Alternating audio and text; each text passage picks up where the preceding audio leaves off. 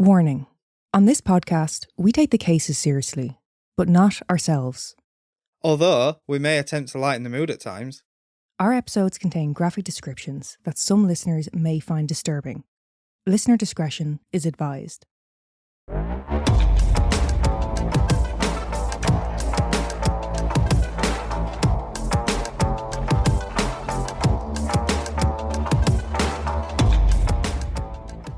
So, last week, I mentioned that I had a starter ready. I was very excited about it, but Neil asked could he jump ahead with his because, you know, he had a PSA about horse shit. And, you know, that was important. And we've actually since learned that apparently horse shit bags are a thing that needs addressing. Yeah. You can stop emailing, you can stop messaging. Yeah. We now know. But I'm still hopeful about the branding side of it. What do you reckon? What, you think listeners are going to buy Mortal Musings horse shit bags? Possibly, you know. If you build it, they will come. Right. Yeah. Anyway, so I just wanted to get that out the way about the horse shit. We now know that they do in fact exist. Well, if we can get a minimum of 100 pre-orders Yeah. where they put down a deposit, I'll get some med. Okay. Other than that, no. Because they just sit in the shed. Yeah. Just sit in the shed. Mm. Anyway, that's all to say that we're going to be talking about the starter that I wanted to now. Oh, it's not about horse shit. No, it's not. I just wanted to address that we now know. You don't have to keep informing us that we're wrong and they do exist. Right. No, so what I wanted to talk about was actually a continuation from the episode before last week. Do you remember the oddity about the... Airbnb? Well, it wasn't an Airbnb, but yeah. It wasn't an Airbnb? No, it was... they booked the house on booking.com. Oh. But you remember the oddity? Yeah. The knobhead in the wall. Yes. So, there's an update. The man behind the wall has spoken out. What, like, how dare you? He's come forward and he's given his side of the story. His side? He was in a wall. Well, he has a few things to say. Would you like to hear? I'm sure the listeners would love to hear. The only way you can side with him is if he said, they put me in the fucking wall. It's not a competition. I'm not saying you have to pick a side. I'm just saying I'm sure a lot of the mortals would love to hear. I enjoyed reading this. Okay. Now you're ready. Go on. So he stated that there was nothing, quote, sinister about the situation. But you were in a wall. Yeah. Yeah. You're in a wall with your knob at, probably. So this was his sum up of the situation. You ready? He said, quote, well, I had a group of people who came to my house. They took a panel down off the wall after arriving straight in and called the police. That's what happened. That seems a little bit... You're giving the bare bones of it. You're skipping a few beats. You were beating summit. Now, when asked if he was the man behind the wall, you know, because he was the owner. Maybe it was his brother behind there. Who knows? Could have been. He said, quote, I was, yeah, in my room, and I have a back exit. I'm entitled to stay there. It's my house. But you weren't in a room. You was in the wall. He's saying it's a room. Okay. When asked if he specifically informed the family that his room was situated behind a wall in the house, he said, quote, well, I'm obviously going to be behind a wall in another room separate from the main house. Smart bastard. Like, is that, like, don't be such a dick. Yeah. Like, what a fucking prick. They should have asked him, so this room, does it have a door? Or is the wall the door? No, he's claiming he had a separate exit. Not entrance. Well, look. Yeah. So he's dismissed the criticism level against him and maintained that there was nothing improper about him remaining in his own home. Quote, they say it was behind a wall. It was in a room with its own exit. There's nothing wrong with that. To describe a wall as something sinister is very unusual. He's flipping it. They're the unusual ones. They're the strange ones here, Neil. He's a fucking idiot. Right. Just in case this landlord is listening, I've got a bit of advice for him. Next time someone says to you, penny for your thoughts, Sell. What? Next time someone says to him, penny for your thoughts, sell. I don't understand. But his thoughts... If I have Sell your thoughts? Yeah, if I have to explain it. You know the saying? Yes, penny for your thoughts. Yes. Sell. I think it's just going right over my head. Will we move on? Leave it for the listeners. Okay. I can't believe you don't get that. I don't get it at all. Sell your thoughts? Like his thought is that much of an idiot. Yeah. His thoughts are just not they're worthless. Right.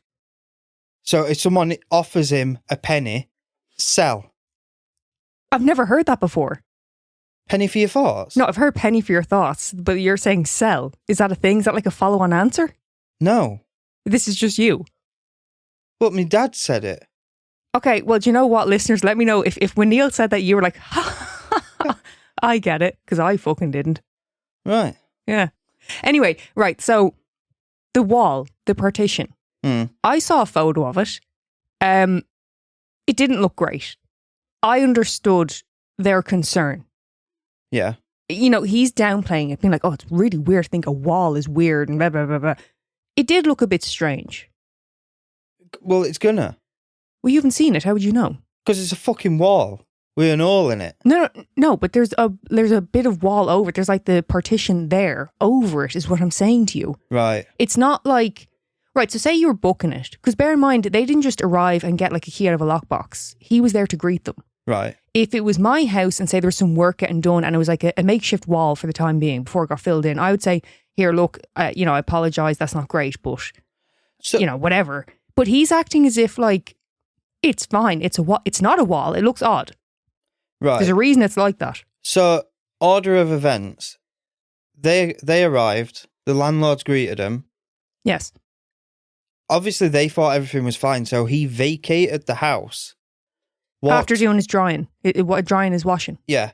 So then he vacated the house, walked around the building to come in through another door to go into this secret room. Well, that's what he's claiming, that he has another entrance exit. But we don't know. As far as the family said, he did he finished doing his washing and then fucked off. So they don't know.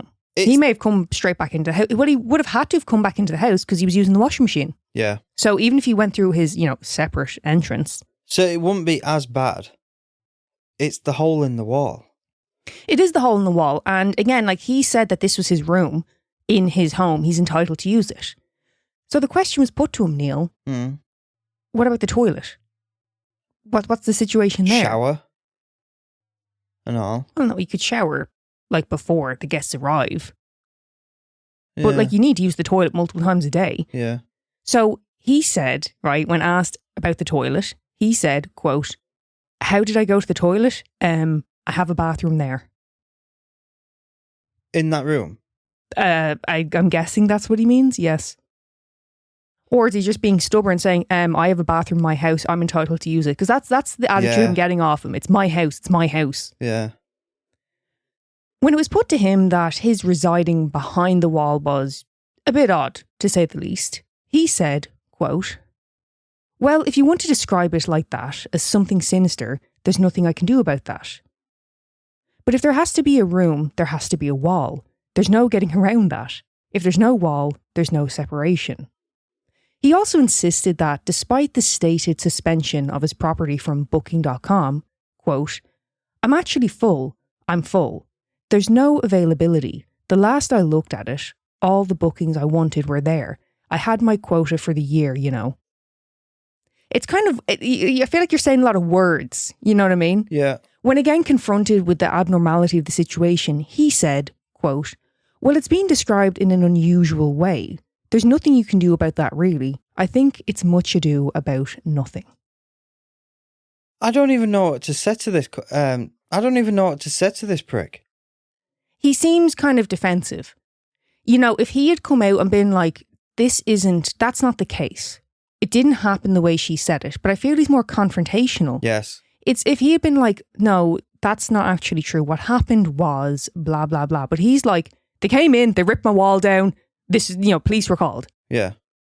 He's leaving a lot of lot of plot holes there, really, isn't there? There's a lot of gaps there. Look, he's got no argument. He's got an hole in the wall. A hidden hole in the wall. That's the end of it. I'm very sus of the entire situation. Look, I want to hear the other side of it. You know? You always do. Two sides to every story. He's done nothing to reassure me. If anything, he's put me more on edge. Yes. And the whole thing of, well, I'm fully booked. All the bookings I want are there. It's like, what are you talking about? Why are you acting weird? Yeah. You know? Just got to remember there were kids there. Kids, yeah. No good. Like, that makes it even worse. So is he going to get arrested? No, there has been no charges or anything like that. The guards have confirmed that. And he's allowed to continue. Oh no, Booking, they suspended him, didn't they? Booking.com suspended him. He's claiming that he's still fully booked. He's kind of making out as if like, no, it's fine. No harm, no foul kind of thing. Now, I don't know what the truth is there in regards to his status on the site, but yeah. Right. No good. No. I feel like I've really brought you down. I thought you would have enjoyed that, you know, getting an update. You seem... I've ruined you for the day. No, I'm not down. I'm just a bit confused of what his angle is. Like you said, been more confrontational than just explaining. Look, I didn't hear him speak. I'm reading quotes. But that's how it reads to me. It's very kind of like, there's nothing weird about it. You're weird.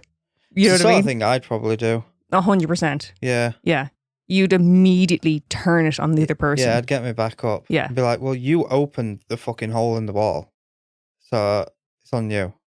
100%. But when you'd be there with your shit bucket in hand, getting ready to empty it, being like, what the fuck do you think you're doing? Yeah. Yeah. Have a bit of respect. Can't wash my clothes. Can't fucking do this. Princess. So, part 2.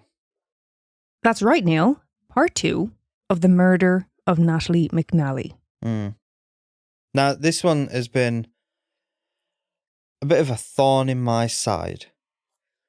Has it, yeah? Yeah. This has probably been the hardest one to work on. And this is episode 150.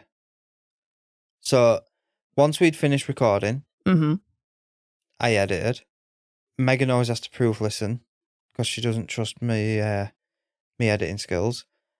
So I got started doing the social media posts, and I'd say at least 3 times Megan was like, "Stop looking at that! Stop looking at that! We've got part 2." Because we've still got part 2 to do. Stop! And Neil kept coming to me and like, "Oh, did you know this? Did you hear about it?" I'm like, "Neil, stop." In a week's time, you can look into this case as much as you want. Any little details that we don't talk about in this episode, you know, go find them. But until we finished part 2, just, you know, let up on it. Just leave it be. So, in part 1, we talked about the discovery of Natalie's body. We talked a bit about who Natalie was as a person, the 2 lead suspects who were her current partner and her ex-partner. We discussed her partner at the time, Stephen's attempts to heavily push the blame onto her ex, and how Stephen's behaviour led to the police honing in on him after he'd been cleared as a suspect. And of course, we also discussed how, after Stephen's laptop had been seized, police uncovered that the live stream he was participating in on the night of the murder had actually been pre-recorded, thus destroying his alibi. Yeah, I'm still trying to rack my brain how he did that. And YouTube was like, yeah, he was live streaming. Yeah. Like I said, the police said it was like a quick email just shot back to them. So I'm guessing they just kind of checked the account and said, oh yeah, it was live at that time. Grand. Right, yeah. They didn't kind of look into it. But it seems a bit odd to me when it's the police contacting you. You think they'd be a little bit more thorough. Yeah. So where we left off, Stephen had just been rearrested and charged with murder. You know, something that really bothered me about Stephen blaming Natalie's ex, other than, you know, the obvious of it being a fucking awful thing to do, is that, you know, if you're going to commit murder and have this whole story set up, maybe don't do it when there's a massive event on. This was during the World Cup. The likelihood of people having recorded something, being out with others or seen out is a lot higher. Yeah. It was a very risky game. The other thing with, I'm not saying this is okay, but because I'm fairly certain her ex has got a partner. Yeah. I'm fairly certain he was cheating on her with someone else. And because of Stephen, that unravelled. So now the ex has problems with his current partner because of Stephen. Sorry, you're saying that you think Natalie's ex was cheating on his current partner? Yes. And because the police were now investigating him because of Stephen. And he's had to say, I was messaging, because weren't it something to do with he was messaging someone, or there was something in part one where it's like, Natalie and her ex were still in communication, and there were some emails that he sent to Natalie that were not great. I don't know what I'm going on then. I'm not entirely sure what you're getting at, but I'm actually glad you brought that up, because on that note, I do want to say, we mentioned the relationship dynamic here. It gets a little bit messy, a little bit of overlap, the back and forth. Clearly, Natalie and her ex still had feelings for each other. I bring all this up because it's kind of relevant to Stephen's accusations. And, as we'll see when we talk about the trial, it kind of comes into it a bit. But overall, it doesn't really matter.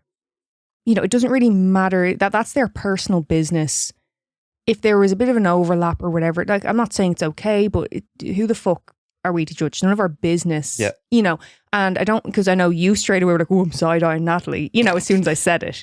And I don't want that to be the thing that people focus on. Yeah.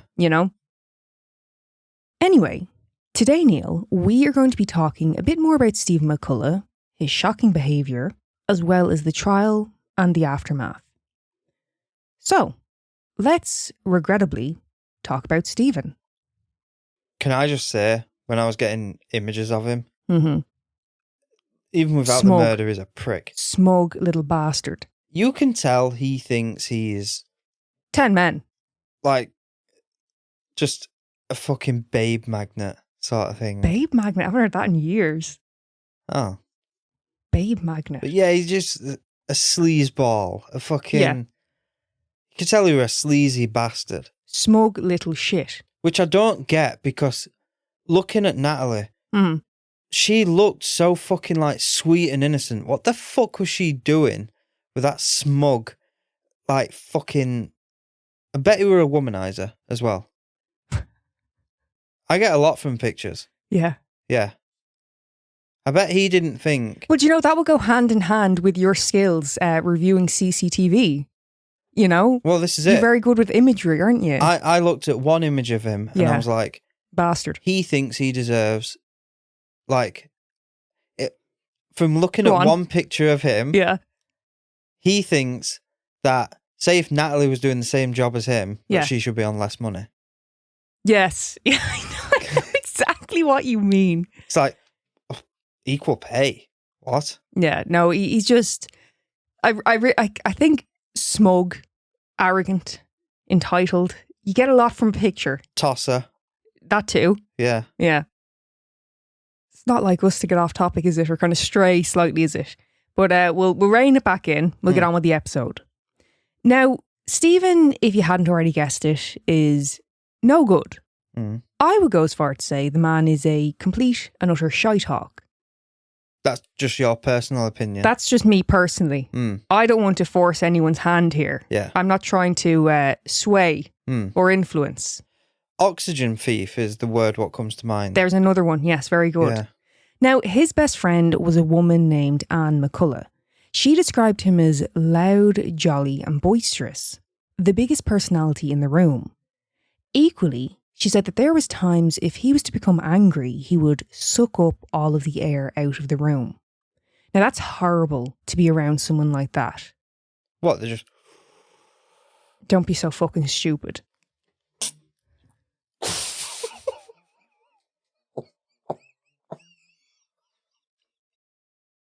Do you know, if I were a serial killer, that'd be my nickname.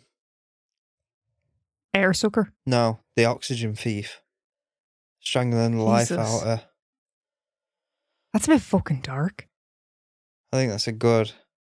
So your method, if you become a serial killer, is strangulation. You've decided on this already. It'd have to be, right, so I could get the nickname Oxygen Thief. What the fuck is wrong with you?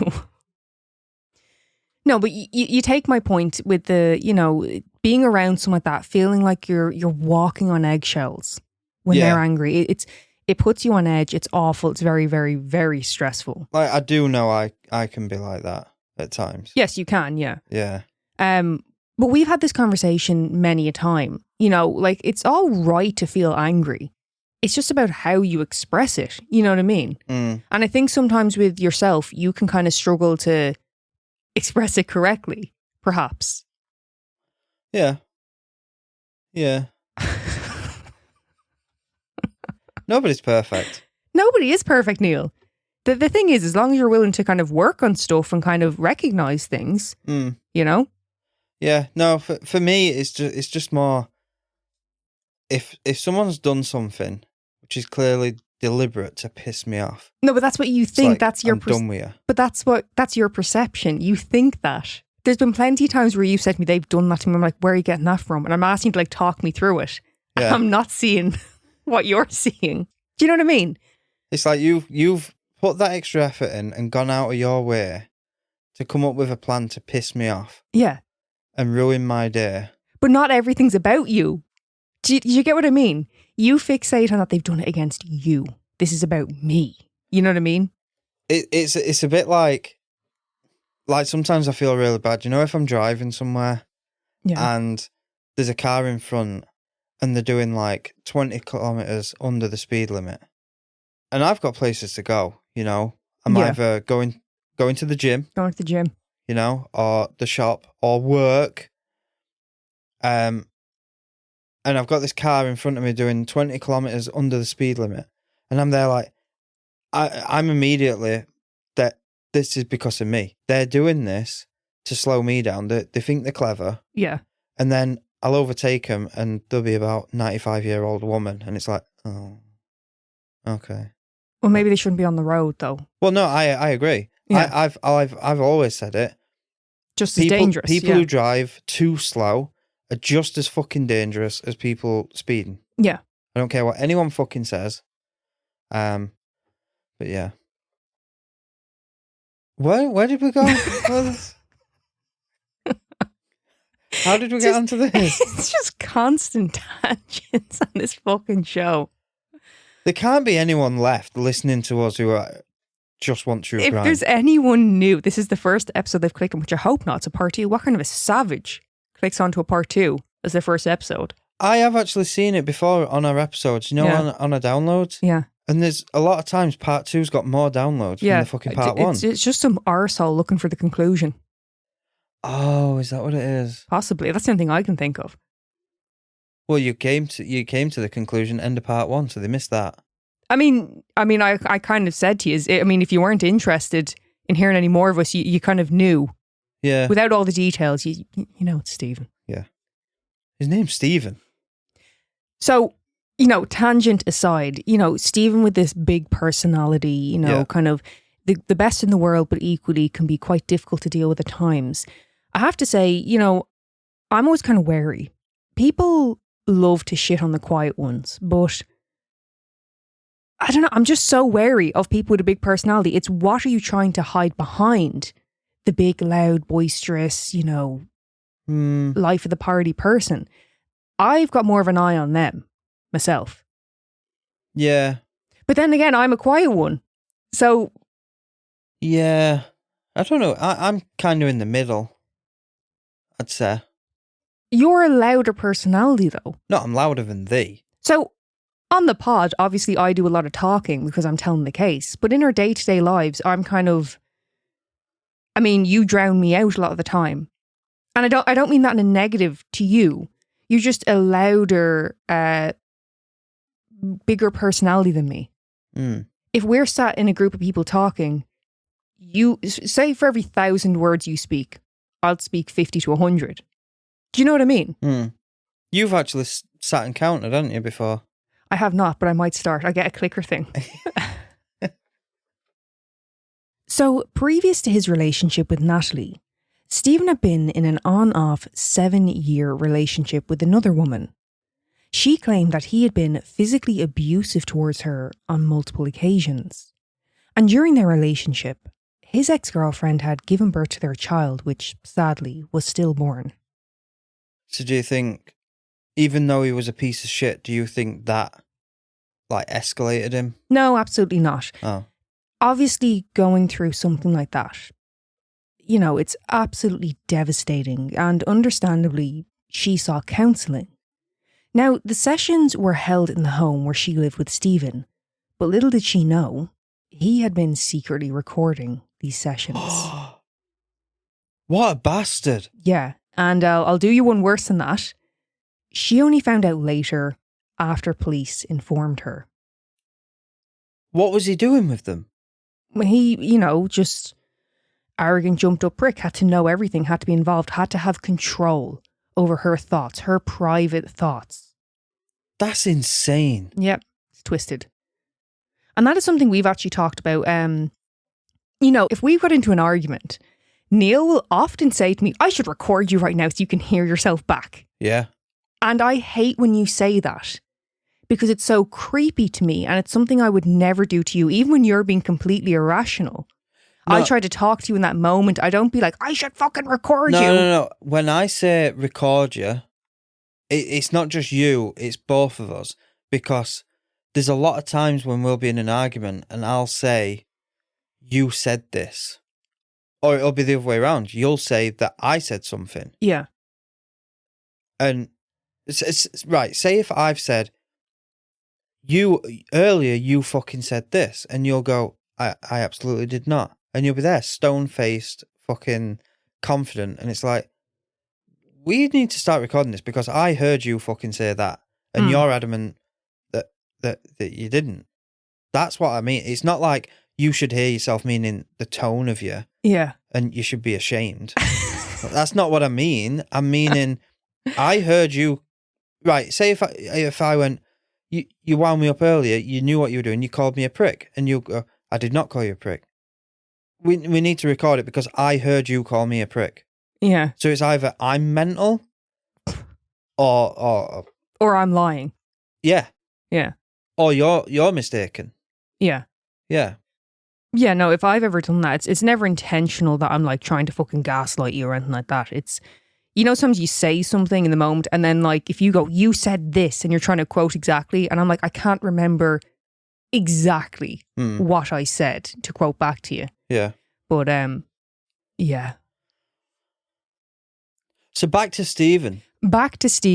So, like I said, recording his ex's, most private thoughts, vulnerable thoughts. I wouldn't even do that. It's... You can rest easy. I would not. What do you mean by I wouldn't even? I wouldn't do that. So right, but I rest never... assured, if you get therapy, yeah, I won't record it. Oh, thank you. You can rest easy on that one. But, right, okay. Other than your own admission, at times you can be a bit, if you're angry, it can kind of take up a lot of energy. Mm. Other than that, I'm not comparing you to Stephen. I know you're not. I'm just clarifying. No, but you're saying I wouldn't even do that. As if you're so horrible, but even I wouldn't do it. Yeah. You're the marker. Yeah, maybe I shouldn't have said that. So back to Stephen. Back to this fucking episode. Guys, I'm sorry. I don't know what's going on today. So, yes, recording his ex, horrible, violating thing to do. But this wouldn't be the only time that Stephen had covertly recorded others. Now, after the death of Natalie, Stephen played the role of grieving boyfriend and father-to-be very well, even convincing Natalie's family of his suffering. Oh, that would be the hardest thing for them. Yeah. Oh my God. If they comforted him. Yes, they did. Sat and grieved with him. Yes, and during a vigil for Natalie, the family even allowed Stephen to create a video tribute for her using family photos and videos. So they're giving him access to their most private, loving kind of those moments Yeah. that they had with her, not knowing that he's the one who took them from her. Please tell me he didn't. Took her from them. Please tell me he didn't make that to put on his YouTube. No. Oh, okay. No, like I said, it was for a vigil. Oh, right, okay. Her family were welcoming, loving, and empathising. Stephen and Natalie hadn't been together long, but they still recognised him as someone who had been in her life and was hurting. Sadly, Stephen, he totally and disgracefully abused their caring nature, even going as far as to leave his phone in the McNally family's home to record their private conversations. Fuck off. As he had done with his ex. Yeah. So is he doing that for his amusement? No, I think it's the control thing. He wants to know what's being said by who. Is anyone saying something about me? Where are they? Are they thinking it? Has my accusations worked? Are they looking at her boyfriend? Yeah. And it'd also be paranoia of, are they onto me? I think it is totally about control with him. Yeah. Once proceedings had begun, Stephen was denied bail for fear of interference with witnesses. And as we've just learned about what a manipulative, dangerous prick he is, I think this decision was the correct one. On the 12th of January 2024, Stephen pleaded not guilty. After multiple delays, the trial began on the 16th of February 2026. So you know how he's pled not guilty? Yeah. I can't wait. I'd love to hear why he staged a live stream if he's not guilty. Did you just do that for shits and gigs? Well, during the trial, Stephen's defence conceded that, yes, the video had been pre-recorded, but that during the time of the live stream, Stephen had been at home drinking that night, and he had actually fallen asleep around the time of the murder, which I believe you said that in the last episode, Neil. Why didn't he just say he had fallen asleep? So I don't think Stephen ever really addressed why he had done it, but that's essentially what they're going with. He pre-recorded, almost as if like, oh, it's a night off for me. Leave it playing, I suppose. And I'm just going to have a drink and relax. Right. And that, that could have been part of his alibi should the live stream have fallen through, because it was said that there may have been, or possibly was, some friction with him and Natalie, with him drinking. I'm guessing they had made some sort of agreement that while she was pregnant, neither of them would drink, or, something like that. Okay. He was saying that he thought she'd be pissed off at him for having a drink. I've always thought that's the sort of thing I'd do. Like, say if you were up the duff. Yeah. So you couldn't smoke, you couldn't vape, you couldn't drink. Couldn't eat sushi. Unbelievable. Well, that wouldn't bother me. I would, to make it easier. Coffee, get fucked. I'd be drinking my coffee. Yeah. But yeah, I've always thought I'd be more like that. Like say, so I'm eating a lot of meat. Say if you were like, smell of burgers is just instantly making me feel sick. I'd knock it on the head. Yeah. Until you spat the chabby out, and then I'd go back. What's up? Well, see, neither of us are big drinkers anyway, so it's not like you would have to be like giving up drink. And I think if that was the case, if you were just having like a beer or two with your dinner or something, I don't think it would really bother me.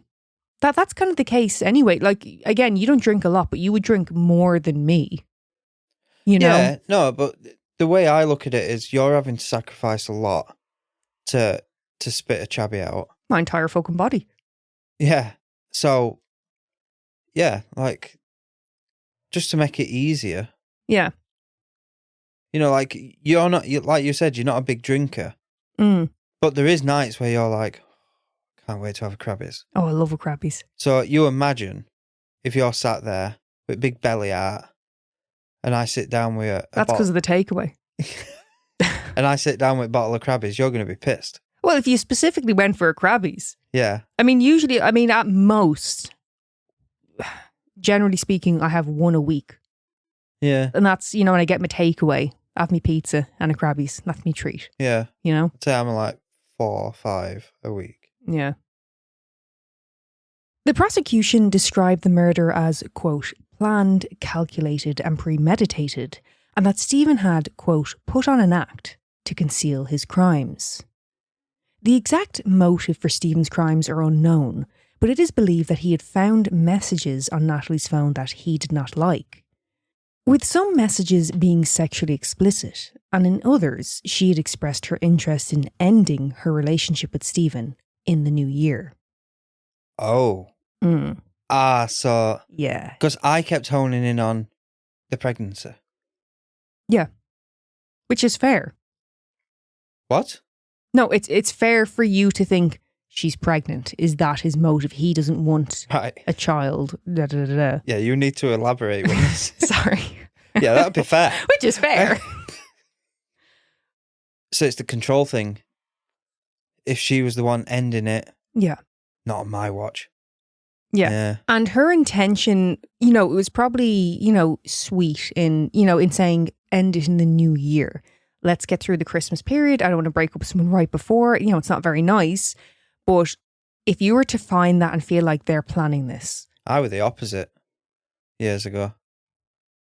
When I was at school and you'd have your girlfriend at school. As soon as it would get in there Valentine's Day, Christmas or the birthday, no. Save your money. I'm not joking. Right. Yeah. You weren't great years ago, were you? No. No. Now, obviously, if you were to find these messages, it would be upsetting, yes. But the thing is, we're talking about Stephen here, who we know is a horrible, abusive bastard. Who knows what Natalie may have experienced in the short time that they were together? Well, I also have another question. Well, not a question. You've just said, yeah, it'd be horrible reading their messages. Let's not sugarcoat it. Why are you reading their messages? Oh, no, of course. There's no excusing it. But what I'm saying to you is, let's say you had a hunch. Let's say Stephen's like, I can fucking feel it. She's messaging someone, whatever it may be. And he looks and it turns out he's right. Yeah. He was right to feel concerned. But the thing is, my concern for her loyalty to Stephen during that time is low to non-existent. Yeah. And again, I'm not excusing cheating, but they were together just a few months. We're not talking about a, years-long relationship. They're living together, all the rest, They had met and been together a few months. I think the fact that she was pregnant, some people forget that they had been together such a short amount of time. Yeah. I mean, in reality, they would have still been getting to know each other. Yeah. It's only a few months. Yeah, because I'd say we knew each other for 6 months before? Yeah. Yeah. It's just, And we moved fast. We did, yeah. And the point I'm kind of making here is, again, if you're together and you're saying we're a couple, yeah, obviously, you'd hope you'd be faithful to each other. But there's a lot of people who are seeing each other. They're not necessarily exclusive. Dipping the toe in water. Yeah. So to speak. And especially, to my understanding, a lot of people use dating apps. You're dating. You're not in a relationship. See, Now, I know Natalie was with him, but I'm just saying it was a few months. It wasn't they had their whole setup. They had their family there. Yeah. And she kind of broke the unit. Yeah. Stephen's reaction is very big to me. If I had been with someone for a few months and found out that they were cheating, I'd be like, right, okay, well, wash my hands of you. I'm done. Yeah, yeah. Do you know what I mean? It's. I don't want to say no harm, no foul, but yeah, I got out early if that's the case. But so you explained to me, but over here it's the same as what I saw America as. But when I was a lad growing up, you were in a relationship or you wasn't. There was no dating multiple people. And fucking... No. I'm not saying that's necessarily the case anywhere. I'm saying I don't agree with someone trying to trap someone into a relationship. Either you're with me or you're not. I don't think that's okay. I think people should be straightforward with one another and say, I'm looking for a relationship. Yeah. Or I'm looking to go out, see where it goes. I'm not exclusive to you. Or I just think people need to be a bit more transparent about their intentions to avoid this. You know? Yeah. It's like, you know, you could have an open relationship and you're perfectly happy with it. Or you may want complete and utter loyalty to one another. Either is fine as long as every party is in agreement. You know? You sound like you were just a right prick when you were younger. No, it wasn't just me. It was it's how it was. That northern mentality, is it? Must have been. Like, there were no seeing. It wasn't, oh, we're seeing each other or anything. It was, we're going out. You ask someone out and then that's it. They were your bird. See, that sounds a bit crazy to me. That's just like trapping someone. And I mean from like, what was my first girlfriend, like 11, 12? I was 11 or 12 as well. Right, yes. Before you fucking start. Thank God for that, yeah. Yeah. Yeah, like 11 or 12. And it was your girlfriend. It lasts about 2 weeks, if you're lucky. But yeah, it was your girlfriend. It wasn't, oh, I'm seeing her and I'm seeing her. Okay, that wasn't the norm. As a now 37-year-old man, do you see my point? Like, Yes. With the age you are, could you be bothered your fuck with kind of being trapped, being locked down immediately? Yeah, I wish it'd have been more of a thing. Bit more relaxed. There's not as much pressure on everyone. Yeah. I think for me, if someone said we're going out now, I'd be like, the fuck we are. I'd run, even if I liked the person, I'd run a mile because who are you to tell me? Yeah. You know, that kind of way. Really straying a lot today. Do you know what it is, lads? We're recording late. And I think that always happens when we record in the evening. Yeah. Now, neighbours of Natalie testified that they had heard screaming at about 9 p.m. on the night of the murder. Anne McCullagh, Stephen's former best friend, he had actually tried to rope her into his plans. And she ended up being a star witness for the prosecution during the trial. How do you mean rope her in? So, what Stephen had planned, he wanted her to come with him to the murder scene. Now looking back, she's horrified to know that he wanted to expose her to this. He was willing to traumatise his best friend just to further his lies. Fucking hell. It's absolutely fucking twisted. Sadistic. So, obviously, Anne, she's wiped her hands of him. She is disgusted with him. But she made a point to say about Natalie that she was a wonderfully kind person who would have been a great mother. And she herself had started getting bits and pieces together for the baby and had planned to make blankets and hats for Natalie's child. And that seems to be a reoccurring theme here. Everyone was very quick to say she would have been an amazing mother. Yeah. Stephen's ex-girlfriend testified to the physical abuse she had suffered during their on-off 7-year relationship, as well as the difficulty of giving birth to a stillborn baby and the total disregard Stephen had for her and the situation by recording her private conversations with her counsellor. Yeah, I can't believe that one. That's awful. There's nothing else to say. It's just awful. Yeah. Like, but again, I think I've said it before on the podcast. I've definitely said it to you. I really don't like it when they use ex-partners to testify. Yeah, no, I know what you mean. It can be a concern, yes. Yeah, because let's say I've got an ex and say I'm on trial for suspicion of murder of my current partner, and they get your fucking ex-partner in to testify who you never laid a finger on, but you cheated on her. Yeah. So it's like the not woman scorned. You could have been awful to a person in a million ways. Doesn't make you a murderer, X, Y, and Z. Yeah. And then they go, oh, I could see this coming. He used to twat me about. Do you know what I mean? Yeah, no, I do. They're looking as an opportunity for revenge. Yeah. Yeah. The taxi driver who had picked Stephen up the night of the murder, he testified that he had picked a man up outside of a pub that night and had dropped him off at a home, which we now know is Stephen's home, 11 minutes past 11. That's 2 cases on the trot where taxi drivers are helping put killers behind bars. Yeah. Unsung heroes, Neil. They really are.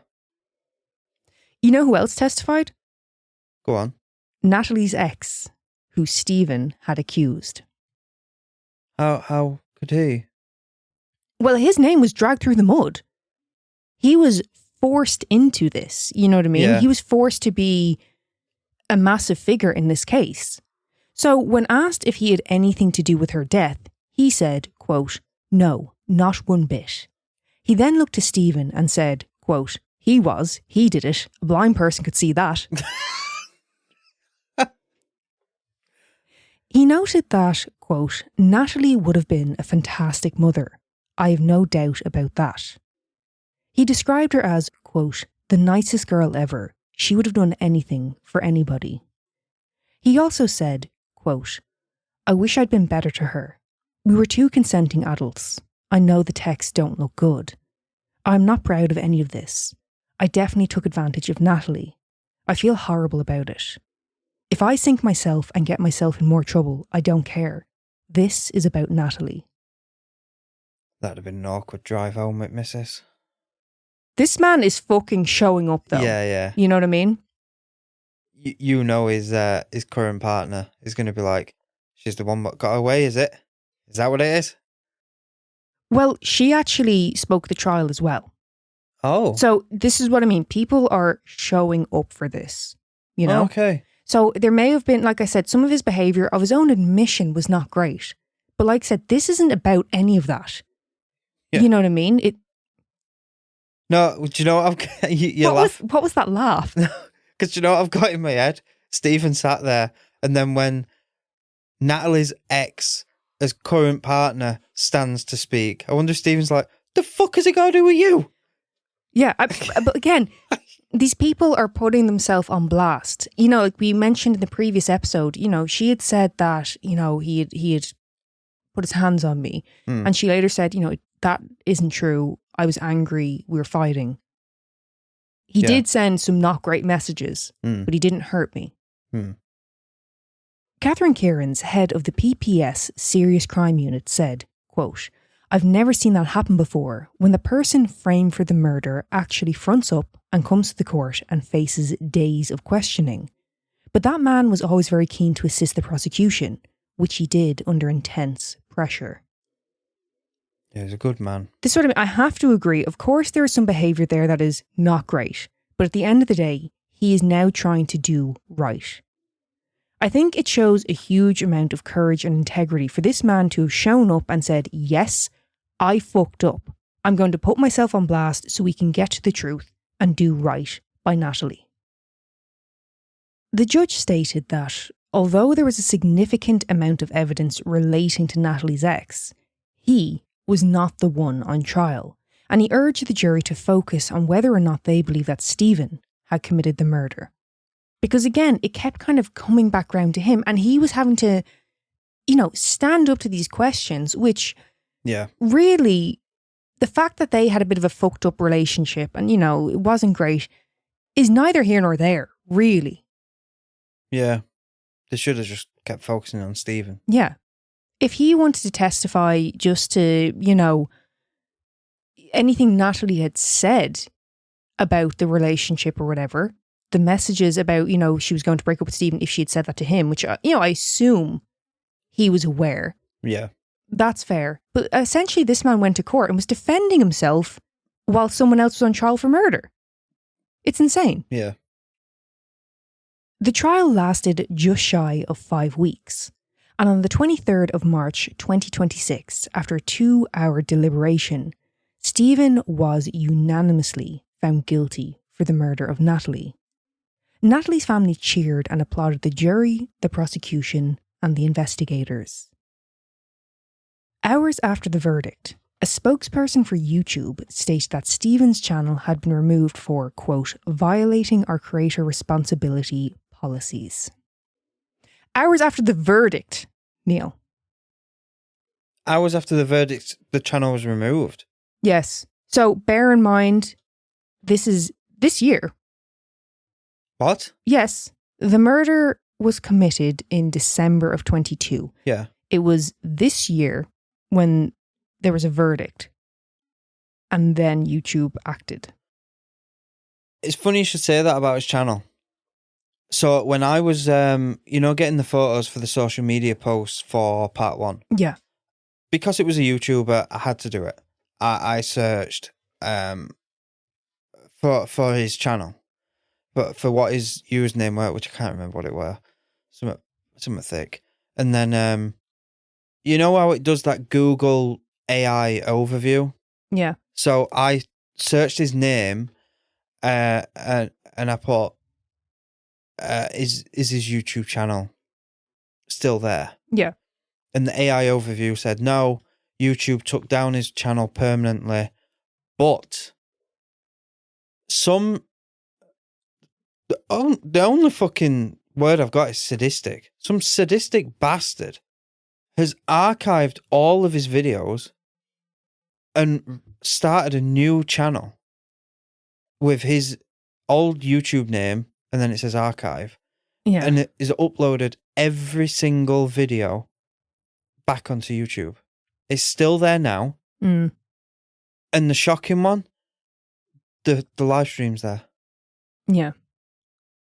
Why? And it's there like in the fucking, the description. It's like, this isn't done out of malice and fucking all this. Yes, it is. Yes, it is. I mean, look. He might have had fans, but... Yeah, no, look. Curiosity, I would say, generally speaking, is a good thing. At times, it can be very wrong. Like I mentioned, when I'm looking into a case, unless something is kind of relatively easy to access, I'm not going to go digging and digging and digging. I think there's some things I don't need to know. Yeah. You guys don't need to know. What good is it really going to do us to invade someone's privacy? And again, that kind of voyeurism thing, those tendencies to, I have to know. Go watch a fucking reality show when someone's choosing to put themselves out there. Don't do it to people like this. Yeah. It's not fucking right, During sentencing, the judge described Natalie as a strong, loving and independent young woman and said that Stephen's crimes were, quote, a brutal and senseless murder planned in remorseless detail, cold-blooded and calculated. He stated that Stephen's culpability was, quote, extremely high due to the level of premeditation. He said that Natalie's family had suffered, quote, a depth of pain that those of us who have not, cannot understand. He also praised the family for their exemplary demeanour during proceedings and stated that they were an essential part of justice being served. Yeah, they seem a strong family. Strong, close, just... They're kind of like the example. You know what I mean? Like, the family who were showing up for her. Yeah. You know what I mean? Like I said, listening to her brother speak about her, and they couldn't find any word other than she was the best. Yeah. That's how it was. It's like, she was just the best. Simply the best. Better than all the rest. Yeah. And a massive fucking shout out to the ex. Yeah.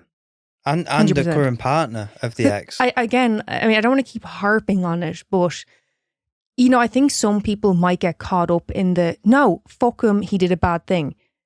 But if we're never going to let someone try and correct their behaviour, what are we doing here? Yeah. Well, what's the fucking point? Yeah. You can do a bad thing and not overall be a bad person. And he even admitted, he was heavy on the drink at the time and said, look, I'm coming to terms with it now. I'm trying to fucking sort it out. I shouldn't have done these things, but I've done it now. I can't change that. What do you want from the man? Yeah. Lads. Fucking hell. Unless you're Stephen, you can't change then. That's repeated, horrific, extreme behaviour. Yeah. Now, again, I'm not saying it's all right to get, shit-faced and send abusive messages. But there's some people when they drink, they're just not the same person. And, Yep. It's a separate issue to what Stephen did. Now, during a pre-sentencing hearing, Stephen referred to himself as a monster.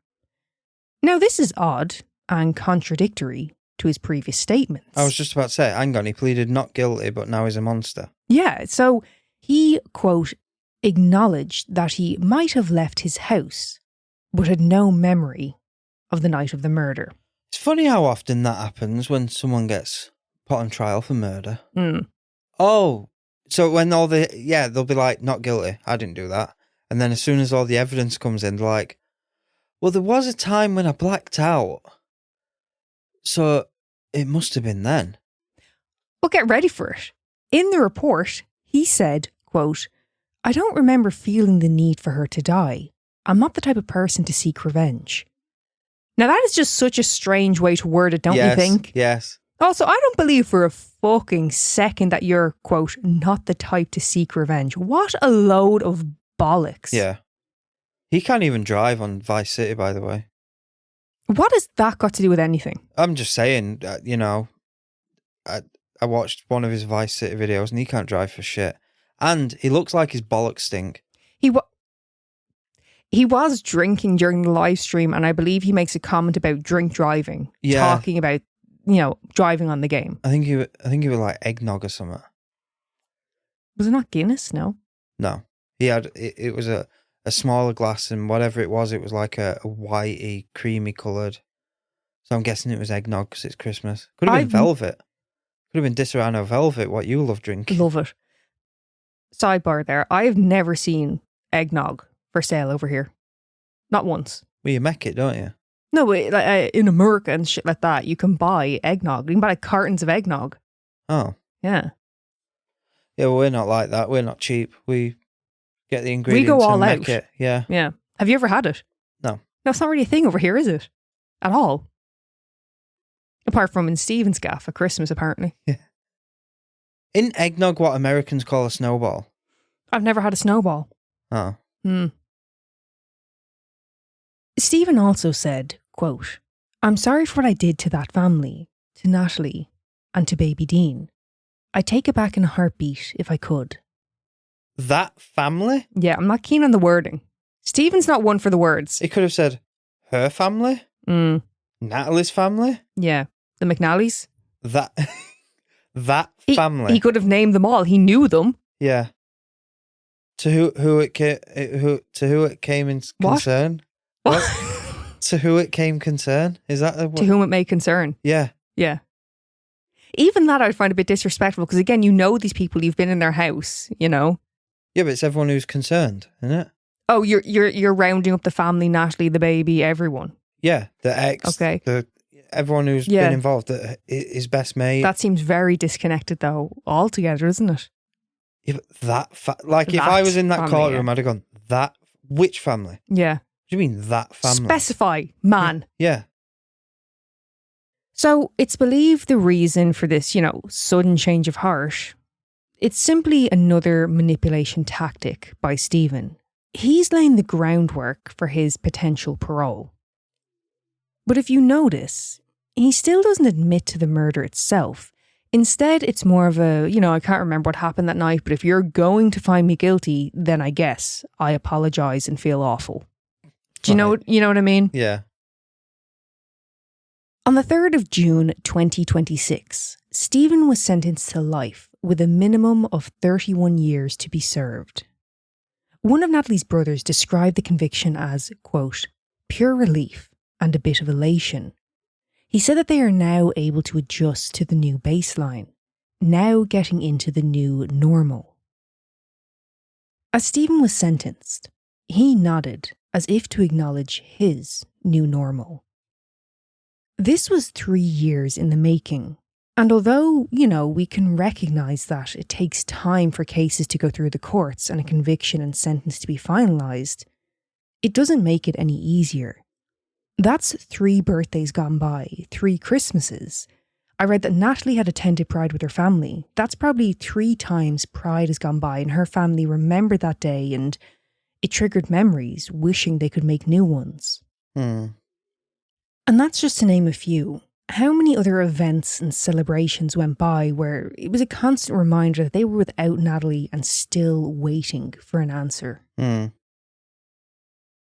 parents said that during the trial, Having to sit 2 or 3 yards from their daughter's killer was horrendous. It was the most difficult time of their lives. They described his actions as devious, trying to cover his crimes and even entering their home. I believe something that in hindsight had been particularly difficult for them to come to terms with was when they allowed him to come to their home and spend 20 minutes on his own with Natalie during her wake. What? Yeah. They allowed him the time to be in the room with her on his own. Fucking hell. I mean, this, they said, absolutely gutted them. Yeah. You would wonder, what's he saying to her? What's his intention? Yeah. I don't believe for a second that Steve went in there and apologized to her. You know, he had a moment of remorse. I could picture him being more like, I can't believe he made me do that. It's more sinister. Like, I'm getting away with this. You know what I mean? I wonder if he recorded her. I mean, I don't know. I can't see him having done that. But with Stephen, he's just a horrible fucking person. He even went to the grave with her brother. Yeah. You know, imagine how her brother felt being the one to bring him, you know? Again, the family, although they hadn't been together long, the family were so accepting of, you were in her life, your son was hurting, you were going to be having a child with her. We're going to bring you in with us, kind of thing. Like, they can't feel guilty. They weren't to know. No, of course not. All it does is showcase what decent people they are. Yeah. Her father has said that he feels a deep hatred for Stephen, whereas her mother said that she feels nothing towards him. That would very definitely be me and you, I think. Yeah. Definitely. I was thinking that straight away. Now, in our last case that we covered, we did talk a bit about, you know, our opinions and how I personally believe privacy can be beneficial in cases of murder or abuse. But also, you know, understanding why family members may choose to highlight the case or choose for the spotlight to be put back onto the victim of a crime. And that's exactly what Natalie's family chose to do. During the investigation, her mother said, quote, "If anyone knew me, I'd be the last person that would be in front of a TV camera. We're just a normal family, but we're trying to keep the story out there. We're hoping that the killer had family or friends that know something and they'll come forward." And major respect for that. You're putting yourself out there for the greater good. Fair fucks to you. So, like I said, there was many delays before the case eventually began. Natalie's case we brought up in the courts every 4 weeks or so, you know, just to keep it going. And her brother attended every single time.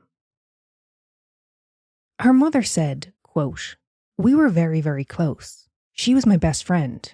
We did everything, shopping, making crafts. But she had her own wee life too, and was fiercely independent. She was over the moon about being pregnant. We all were. It was our first grandchild, and she was due to go for a scan on the Tuesday." Now, I mentioned, you know, even Stephen's friends, the family, they were all kind of getting bits and pieces together. They were very excited for the new addition. And some of the items which her parents had bought for the new grandchild, they were buried alongside Natalie.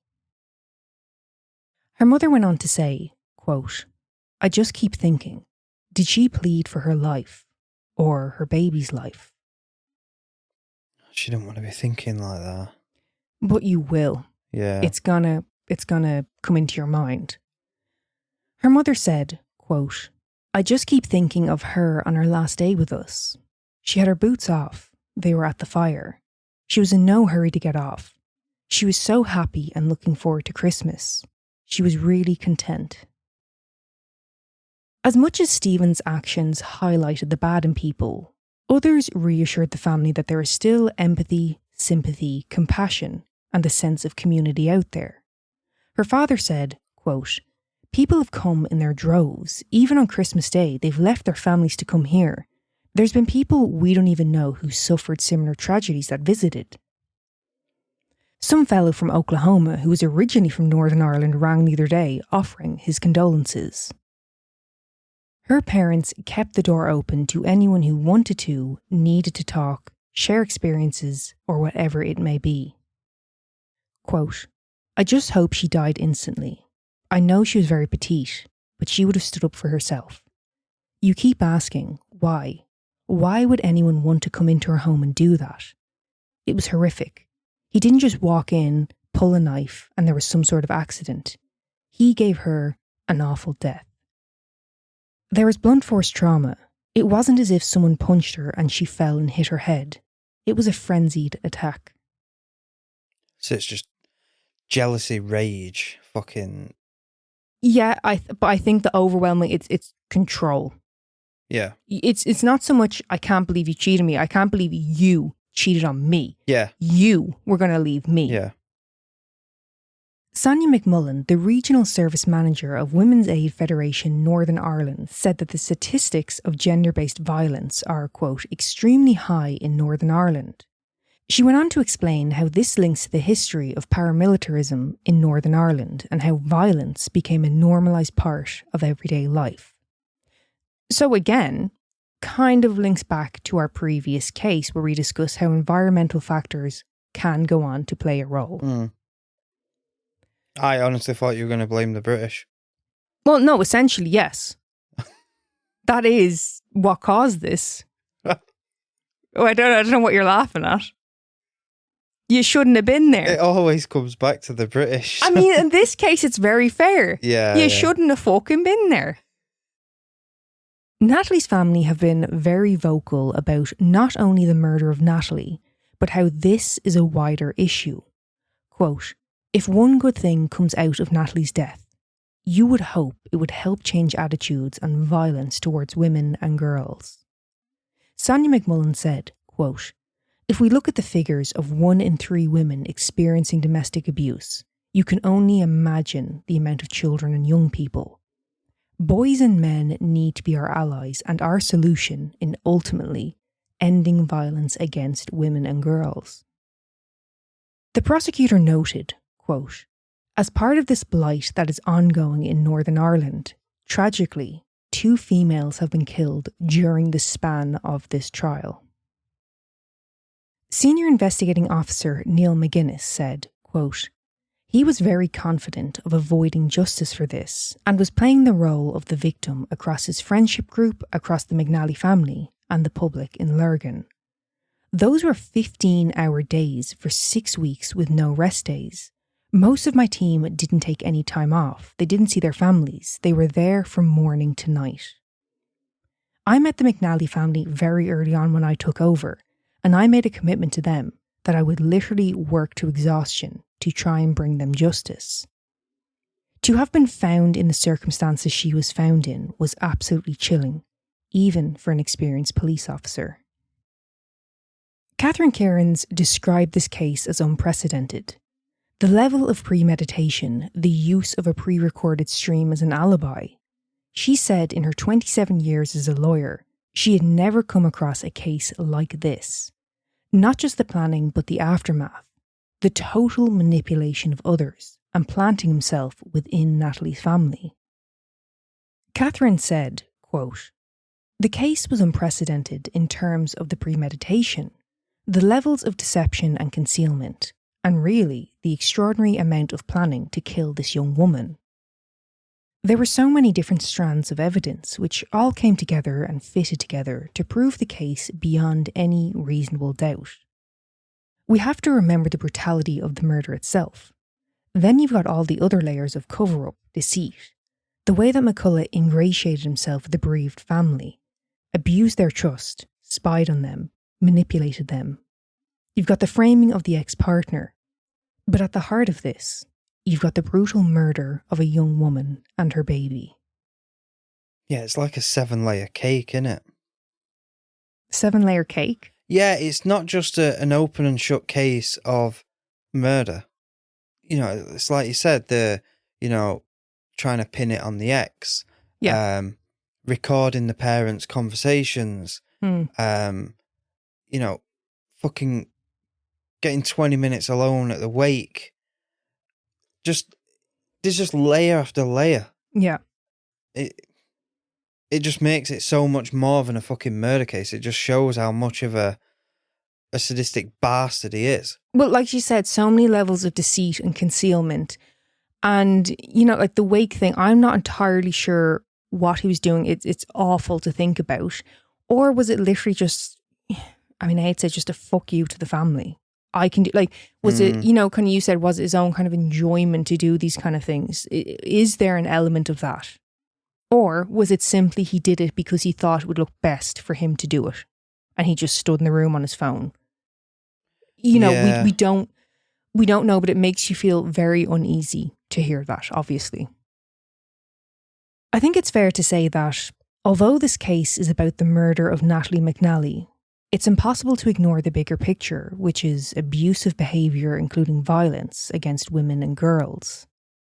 Stephen McCullagh believed that he was entitled to abuse, murder, and manipulate whoever and whatever to benefit and protect himself and his ego. Natalie's father said, quote, "He would always say, 'my Natalie.' This always annoyed me as he'd only known her for 3 to 4 months. She was my Natalie." Well, Neil, that is the murder of Natalie McNally. And the shy talk, that is Stephen McCullagh. Thoughts? I've said this about many people we've covered, but this one I mean the most. I hope he has a very, very fucking rough time in prison. Yeah. I really fucking do. Stephen McCullagh to me is, if you guys remember the survival of Morgan Metzer episode, her ex-husband Rodney Metzer, Stephen and Rodney are kind of like a similar tier to me. Yes. They're just like, you fucking prick. Yeah. You know what I mean? You just fucking repulse me. Yeah. You know? Yeah, I agree with that one. Pathetic. Yeah. Yeah. Yeah. It's just, I don't know where people get off having such a fucking ego. You know, I don't get it. I really don't get it. Like, it was Stephen's world and we're all just living in it. It's just the even after the murder, right? You've done the murder. Leave the family alone. Why are you still doing shit? Yeah. Because it's all part of his plan. It's not enough to do that and get your way in control. I have to be seen as the victim. Yeah. It's fucking awful. So, you had heard of this case, but I'm guessing you hadn't really looked into it. You saw the sensationalized headline of the, streamer alibi shit. Yeah. And it actually did gain a bit of attention outside of Ireland as well as the UK because of that. Yeah. Now that you've heard a bit more in detail, anything that's kind of shocked you or something you didn't, see coming? I'm guessing the ex-boyfriend thing. That was something I didn't really hear about until I looked into it a bit more. Pretty much all of it. I didn't know any of it. Okay. Other than the fact that it was a guy who'd killed his partner and his alibi was, but he was live streaming and it wasn't a real live stream. I think it's actually very interesting that you've said that, because so often we hear that it's, a man who's killed his partner. And then when you look into each case, quite often there's so much more in the background. Yeah. But again, we're so desensitized to man killing a woman. And like I said, that, obviously we're talking specifically about Natalie, but it's the bigger picture. In that case alone, there's multiple instances of abusive, controlling behaviour against women. Yeah. I'd actually say the biggest shock of the whole case is that it was the Brits' fault. I mean, it always comes back round. It's the fucking Brits at it again. Yeah. Unbelievable. Yeah, we can't help ourselves. I need to stop saying unbelievable because it's quite believable at this stage, isn't it? So, oddity. Jiko Bukken. Okay. Is that a name? No. Okay. So in Japan, there are properties called Jiko Bukken, also referred to as stigmatized properties. But you book in. No. Jiko Bukken means accident property.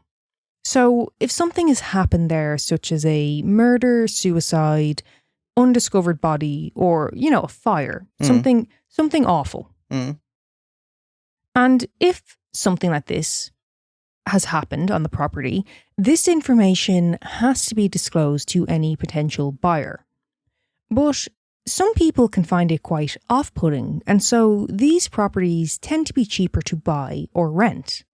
And because of this, some real estate agents or landlords seek to debunk the stigma associated with it. Enter Kazutashi Kodama. Kazutashi founded the company Kachimode in 2022 after having worked in real estate for 15 years and had dealt with many stigmatized properties. And his company offers the service of paranormal investigation. What? Yeah. See, right, to do the price drop thing, I get it. Like you said, if it's an accident, like a fire or something like that. Yeah. I get the discount because it's like... Something went wrong with the property. You're not going to be as confident about the property. Yeah. A murder, you can't do anything about that. You can't do anything about that. But... It is what it is. But paranormal, yeah. Behave. Well, bear with me now. So, should you feel the need to enlist their help, it's going to set you back 88,000 yen, which is about $550. And what you're going to get for this amount is an overnight stay from 10 p.m. to 6 a.m. And during this, Kazutashi will set up a camera, an IC recorder, as well as checking the atmospheric pressure, humidity, electromagnetic waves, wind force, and changes in temperature. I'd just get Zach Baggins in.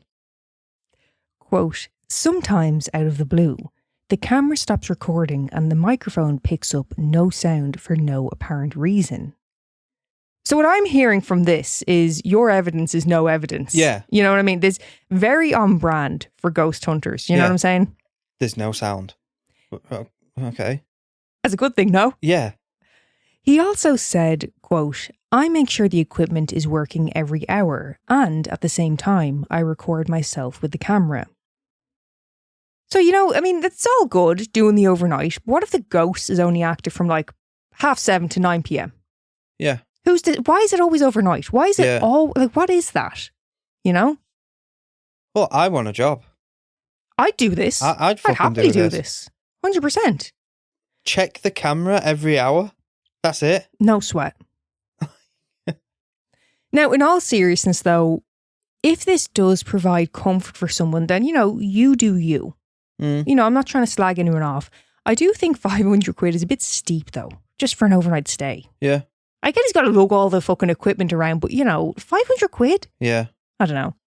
And I could easily, right, Norman can be a fucking idiot, but I could easily take Norman with me, train him to wake me up every hour. Yeah. So I'll essentially just go there to kip. Well, every time my alarm goes off, Norman comes to alarm me. Yeah. Even if I'm awake, I'm sat there, he'll still come over and be like, are you okay? Is everything all right? The alarm's going. Yeah. You know what I mean? He's a good lad. Now, in the time his business has been operating, Kazutashi has advised over 200 clients and conducted over 80 overnight stays. He said that he has closed the majority of investigations without finding any anomalies, and the ones he has found, most of these can be explained by, noises from pipework or creaks in the building due to temperature changes. Regardless of any paranormal investigation, the fact that a tragic event occurred does still need to be disclosed to the renter or buyer. Do you know what I'd do if I were the buyer? Mm-hmm. I'd wait until he's there for the overnight shift. Yeah. And I'd go and make loads of fucking mysterious noises. Bring the price of the house down. Right. Just go and creak a door. Yeah. Or, ooh. That's what you do, yes. Do that sort of shit. Yeah. I do things like, get out. Just stand in a closet somewhere. I love how you're saying this, but we both know full fucking well it would be the other way around. No. You'd be the one freaking out and I'd be the one going, go away. No, not when it comes to fucking money. I'd stand in the closet and every time I went, get out, I'd be like, that's 10 grand. But you do get what I mean with this. Like I said, it doesn't change anything. It's more so a peace of mind type of situation. Yeah. Now, he did run into a bit of trouble at one point. While investigating the apartment of a young woman who had died by suicide, the woman's father was bothered by the insinuation that his daughter was, now a ghost who was haunting the property or whatever the belief was, and he was furious with the whole operation. Kazutashi took the time to explain to the father that this was about removing the stigma by proving that there was nothing wrong with the property. He said, quote, "As a complete stranger, you may feel unsettled when you think about seeing a ghost, but it could be someone's loved one. I think it would help tenants and buyers feel less reluctant by promoting understanding through investigations." And you know what? If that's his intention, I can really get behind it. Good for him. You're trying to fucking remove that. You're trying to remove the kind of, oh my God, there's something bad, there's a presence here. He's trying to say, you may have heard something, you may have seen something, but it can be debunked by saying it's the pipe work, it's the water pressure, it's the temperature changes that are making the wood creak and crack. Yeah, but I think this is all done wrong though. I think this is all a bit backwards. So what I don't understand is why is the buyer paying this $550? The buyer's not. Oh. It's the, the estate agent, the landlord who's trying to bring the price back up. Okay. That makes sense. I thought it was the buyer paying it and it's like, no. Well, I don't understand that. I'm sure there probably has been buyers like, I need to get this place checked out. Yeah. And there's a ghost floating around here. Come here. No, because you'd be shooting yourself in the foot. So you'd be looking at an apartment or something, and let's say it's 250 grand. Yeah. But because someone died in it at some point, it's now 210 grand. I don't understand why a buyer would pay the 550 for then the estate agent to be like, well, you've just paid someone to clear it, so now it's 250. But a peace of mind. If you genuinely believe in, ghost spirits, whatever the case is, would you not rather pay more but you're happy with your purchase? No. Do you know what I'd do if I was a buyer? Do you know what? Actually, I'd be a fucking millionaire over there. So say the apartment, it's supposed to be 250, but now it's 210 because someone died in it. Yeah? So I'll go and I'll be like, oh, well, I'm a bit worried about it, but I'll pay the 210.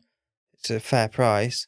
Then pay the 550, get it cleared, and then flog it for 250. But just flipping it without doing anything other than paying $550. But you do realise they still have to disclose it. Like it's still a house where a murder or what have you occurred. Do you know what I mean? Yeah, but now they're attempting to bring the price up, but I mean, someone still go, oh, fuck off. I don't give a shit. Like, I mean, what does that prove? Okay. You know what I mean? But I mean, like I said, I was a bit kind of like on the back foot, like, you fucking hang on now. This is fucking, you're exploiting people. But then when I realised his intention was to debunk this, I'm trying to prove to you there's nothing wrong with this property. You know what I mean? Yeah. It's a building. It's a building. Yeah. You know what I mean? They make noises. Which that's also something else that really fucking annoys me. Do you ever be with someone and there's like a creak in the wood? What's that? What's happening? You're like, it's wood. Yeah. The expansion and contraction, lads. Come on now. Yeah. Have a bit of cop on. Yeah. Really, house noises, they're a thing, guys.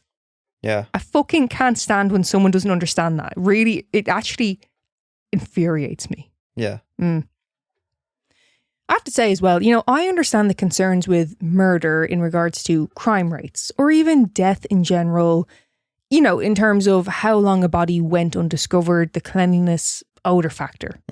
Get that. But assuming that had been taken care of, it's been cleaned up, and I have a deadbolt, a baseball bat and a German Shepherd by my side, I'm all set. Really, it doesn't really bother me. Yeah. Do you know what I mean? The history of the house. Yeah. Now, if it's a murder, like, is this a serial killer who's been known to kind of keep coming back and hanging around? Because that's not great. Yeah. But other than that, if it just happens to be on that property, I'm kind of, Yeah. we can move on from it. Yeah. It's like, if you were to buy, say if you were in the UK, yeah, and you buy a Victorian house. Yeah. Well, there's been some deaths. Someone's died in that house. Most places, Like- someone's died. Do you know what I mean? And how far does it go to be like, well, someone's definitely shagged in this room? Oh, 100%. Like, that's, you know what I mean? Fucking just Why does it about matter? everywhere. There's been whether it was that actual building stood there or not, there's been something awful that's happened there. Yeah. Someone could have shat themselves in this room. Every step you take, yes, someone is shat, pissed, fucking been attacked. There's something Gozzed. negative. Yes, that. I don't say God, I say hoggered. I know, you gauze at someone. That's the difference Yeah. between us, isn't it? That's really where we come to blows. Yeah. Mm.